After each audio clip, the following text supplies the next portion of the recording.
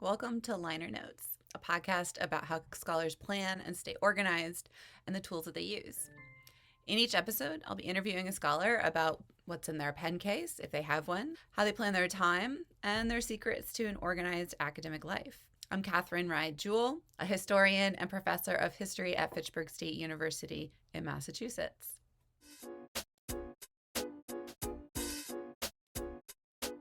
Joining us today, we have the historian and writer Megan Kate Nelson, who is also a road cyclist, a cocktail enthusiast, and an owner of two adorable cats. She's a scholar of the American Civil War, the West, popular culture, and the 19th century. She's also the author of The Three-Cornered War, published in 2020 by Scribner. You can check out more about Megan at her website, megankatenelson.com. And I'd also like to say that Tweed does join us today for our conversation. Thank you so much for having me. This is very exciting. So we're going to start with segment one, which is the what's in your pen case. Assuming you have one, let us know what it is. And if you wouldn't mind, pick 3 items from your stash that are your must-haves to share with us. Okay. Yeah, usually I don't have a pen case because usually I just throw my pens into my purse where they gather like rabbits. So I will occasionally reach in and find like 12 pens in the bottom of my bag. But when I travel, I usually take them all in just a little travel case. I know, which and whenever I look at this, I'm like, travel. Remember when? Four times. Yeah, so usually I store a lot of stuff in there, including my writing implements. But here are my classic. I mean, most of the time I take notes and do all of the kind of research heavy lifting on my laptop. So I've fully converted to that. But I have retained my 2 writing utensils, which I have used since graduate school. And usually that's in the creating an outline for a chapter phase. Sometimes it's taking notes on books, but not always. And then going through all of my notes, prepping for the writing of the chapter. So the first is the classic. The classic Bic. The Bic pen, blue ink only, not down with red, not down with black. Just blue. Super excited. I buy them by the 12 pack. I go through them really, really fast. And I use them for everything. Now, can I ask you, do you ever have a dud?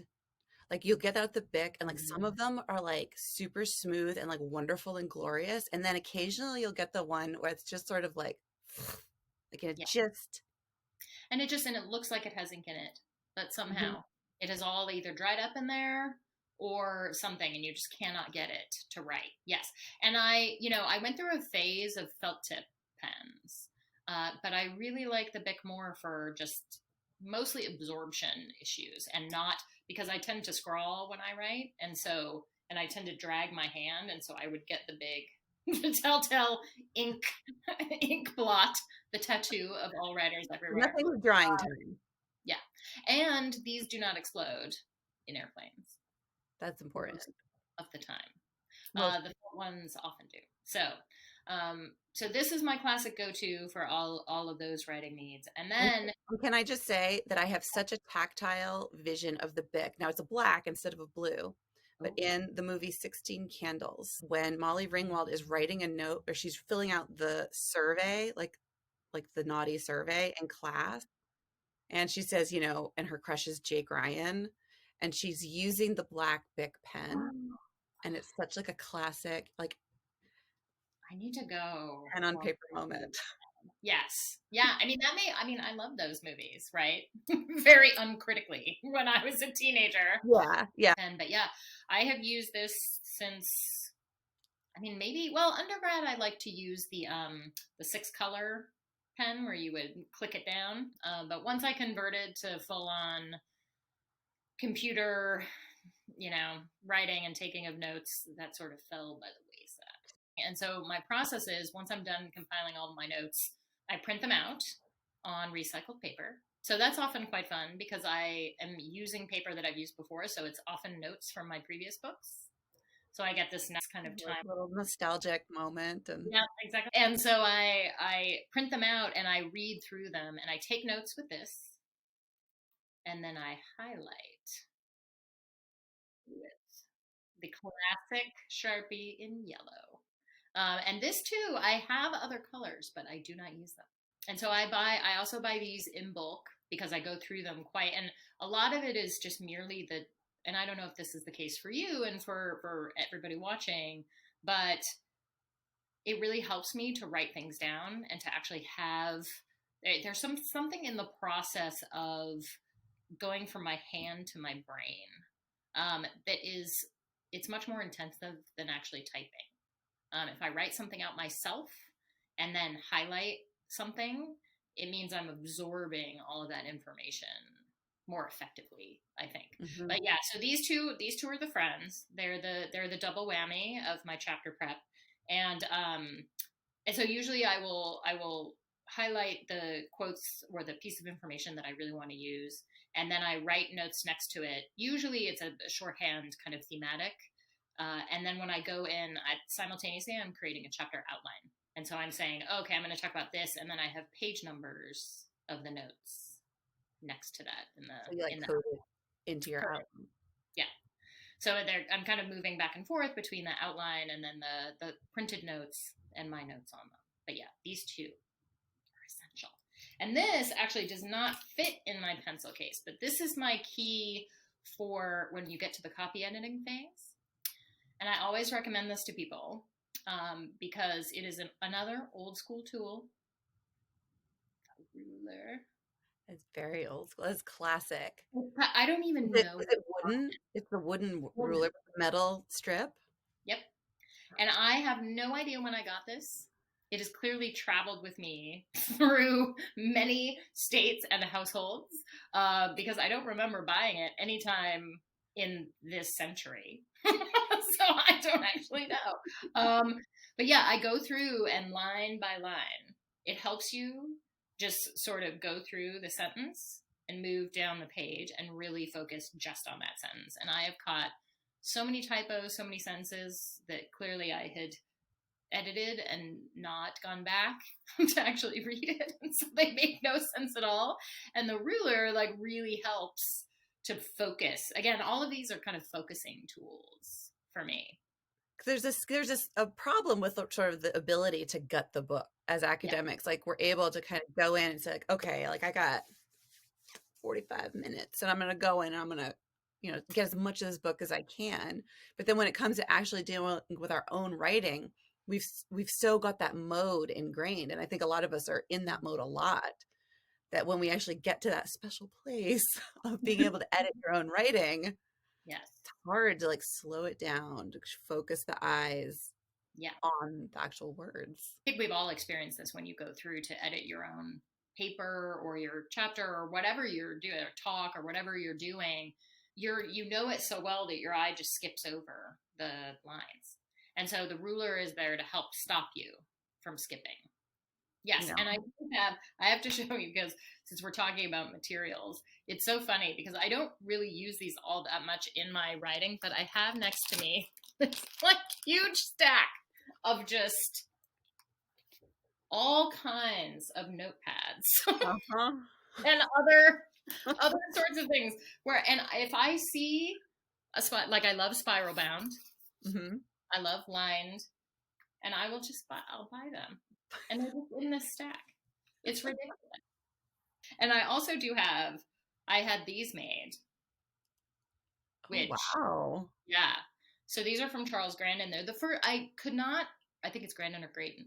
I searched all over and could not find letterpress note cards with typewriters that I could personalize until I got to him. So this is a set of 5, and it's 5 different typewriters. It has my name at the bottom. That's lovely. It's an event. It's an event when you use them. Yeah. Yes, and I always, if people write to me and ask for signed book plates, I always send those folded in one of those little guys with a little note on it. So with that, we'll move on to segment 2. And so segment 2 is kind of a process question of how do you plan your time in your work? Are you a paper person? Are you a digital person? How do you structure and put what you're going to do into a plan? So I've experimented with a lot of different methods. I did the bullet journaling for a little while, and then I just kind of let it go. And I did used to make lists, sometimes on these very notepads, of, things I had to do in my day. I did that more when I was teaching, I think, because I had many more things to organize.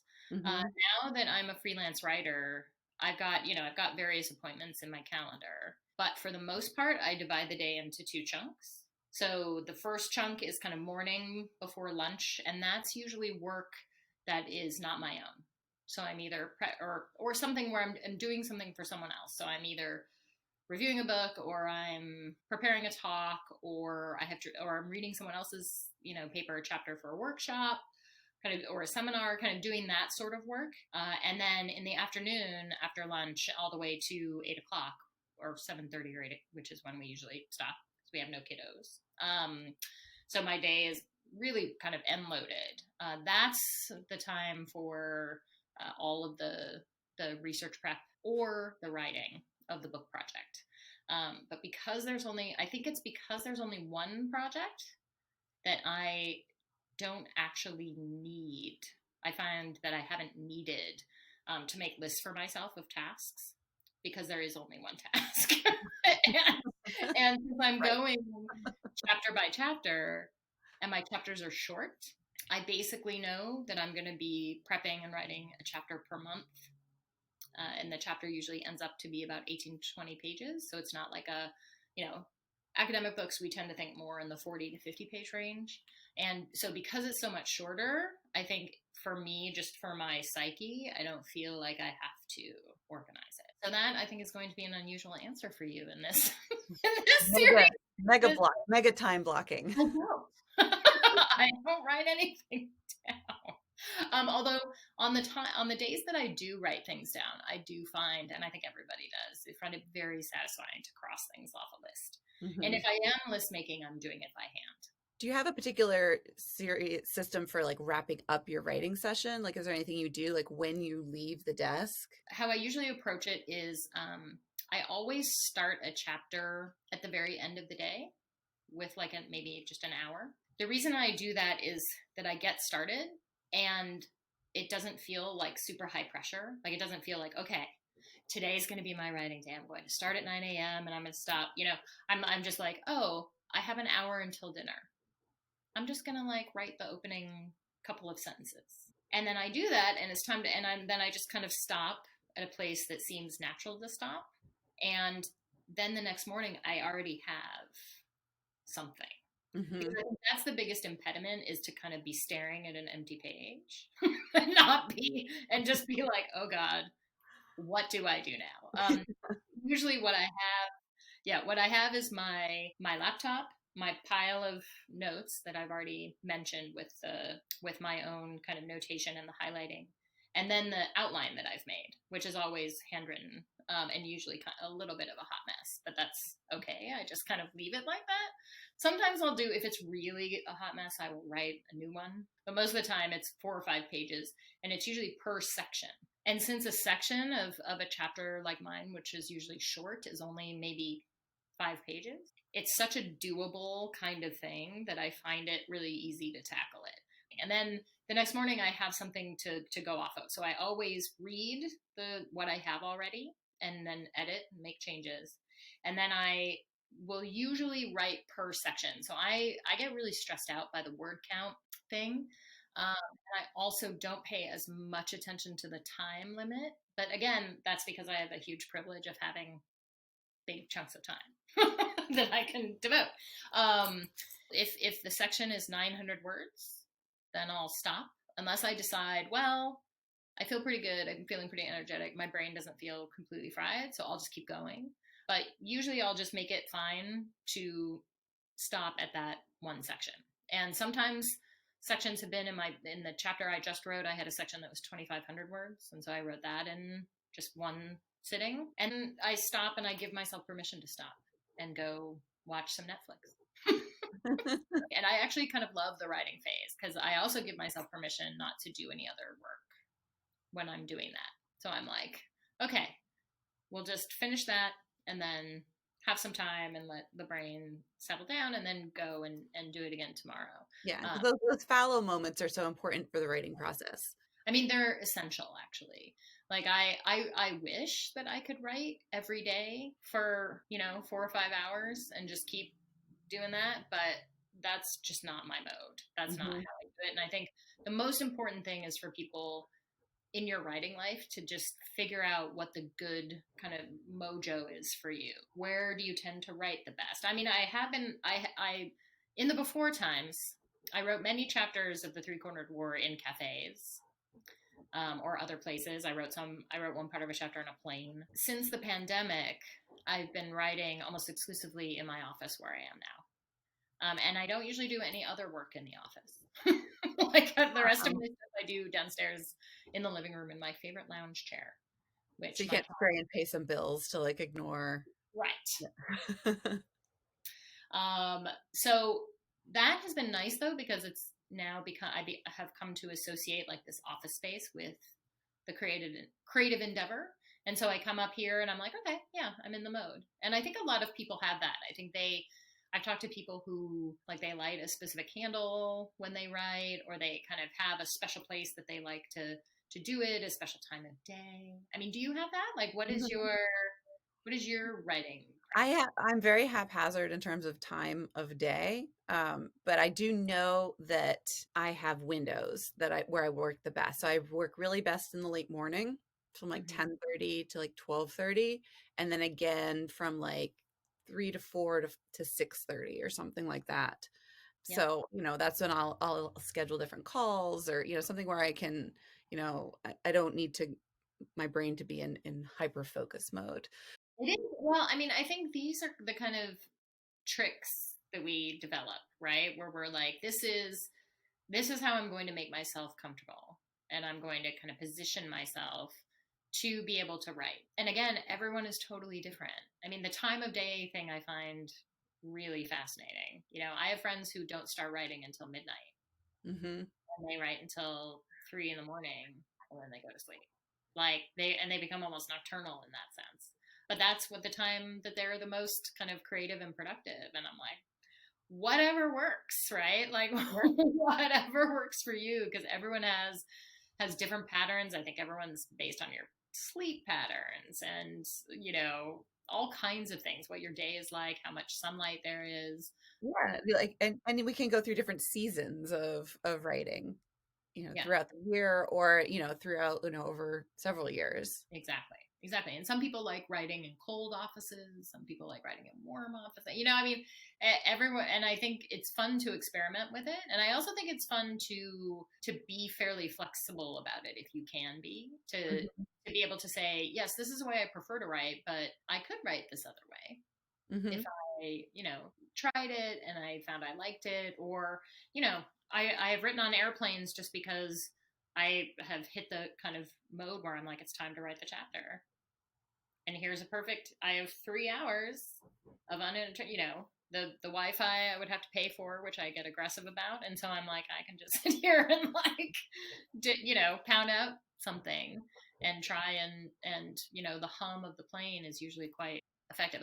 I mean, I used to think that I needed large chunks of time in order to get Mhm. anything done, all through graduate school, until halfway through my dissertation when I had a baby. And all of a sudden, 20 minutes became this like Yeah. huge block of time.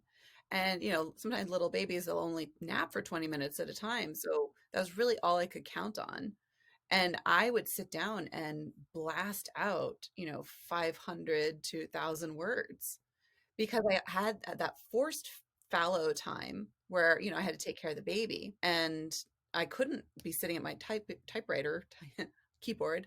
But it was all sort of sorting in the back of my head, so that when that window opened up, is like, I know what to do. It's ready to go. That's what I mean. Like, you have to trust that downtime. Yes, absolutely. I like that. Trust the downtime.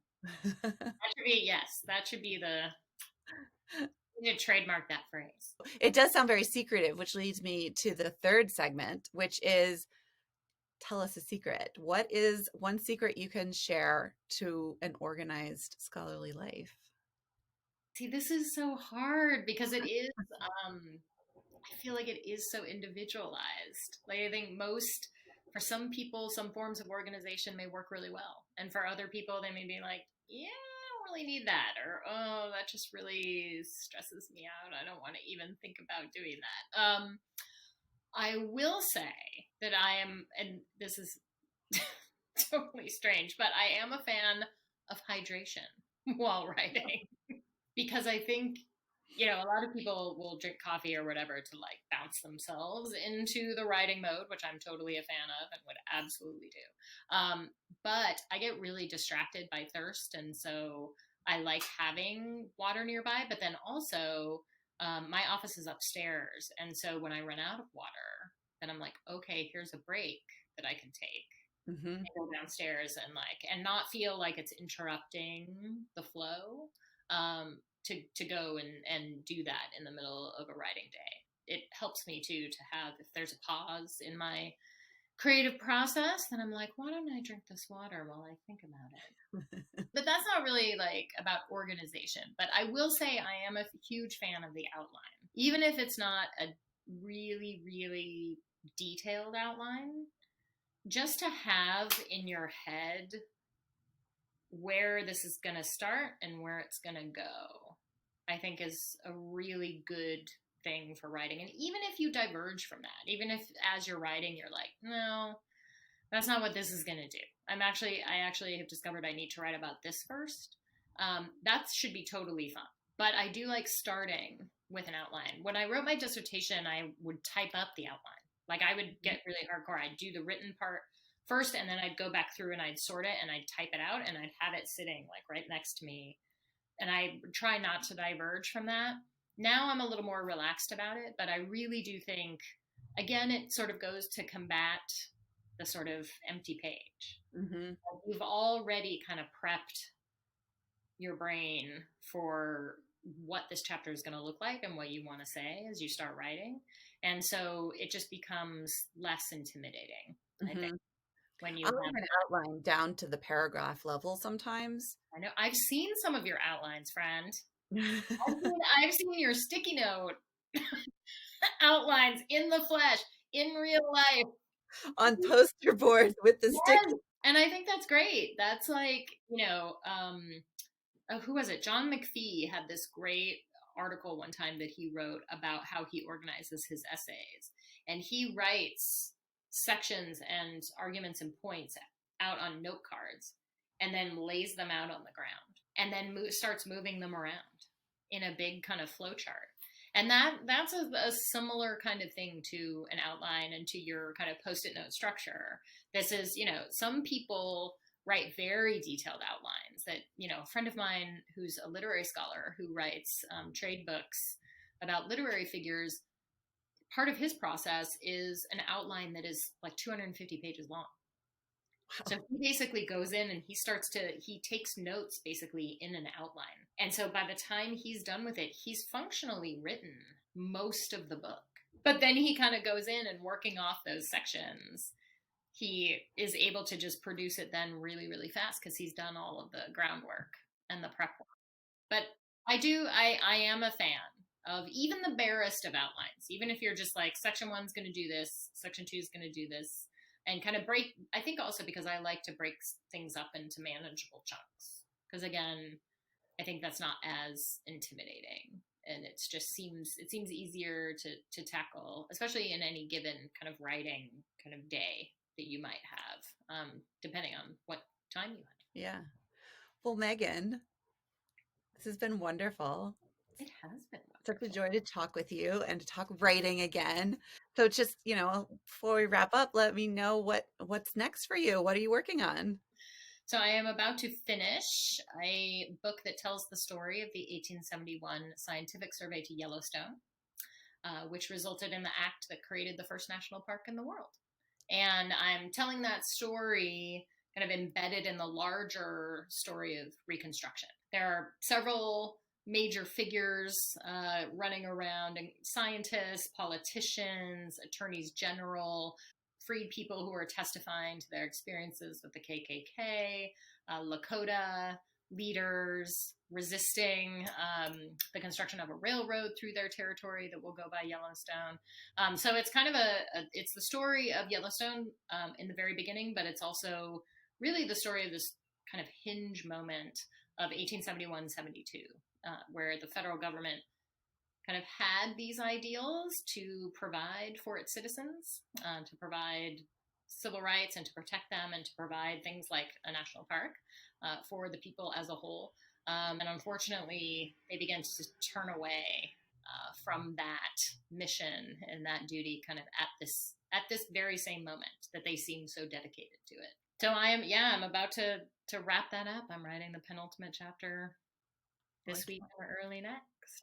I have to say, this book project, I feel really grateful for it because it has given me focus. But I think that the gift this book project has given me, because the due date is March, I kind of had to do it. But because it was, it's 12 chapters long. And so I was able to really kind of drill down and say, okay, I'm going to pull all the research together and write this chapter. And I'm just going to do it because I have to do it. And it gave me something to focus on. And because I think that's one of the hardest things about the pandemic is that we don't have anything to look forward to, right? Mm-hmm. Like vacations are canceled. You feel like there's, it's just every day is just like the same crazy as the last day. And that there is so little to kind of focus on and produce. And so that was very helpful for me to kind of have that. So I'm going to thank my editor profusely. And also thank my former self for thinking of this project that would have such a hard deadline that would force me to actually do it. Yeah. Well, I appreciate you taking the time out of your writing time to talk with me. And of course, I always love talking writing, and I'm eager to hear your other what are you going to call these songs? Tracks? Your other tracks. To see what everyone else uses and what their tips are. Because I love kind of playing around and experimenting with things too. So I want to know if anyone else has secrets that I can use. Well, we shall see. Thank you, Megan. Thanks, Kate. So that concludes our episode today with historian and writer Megan Kate Nelson. I hope you all enjoyed this podcast, and check out my blog, The History Mixtapes, for updates about liner notes and additional releases, as well as the schedule and the show notes for today's episode. Thanks and goodbye.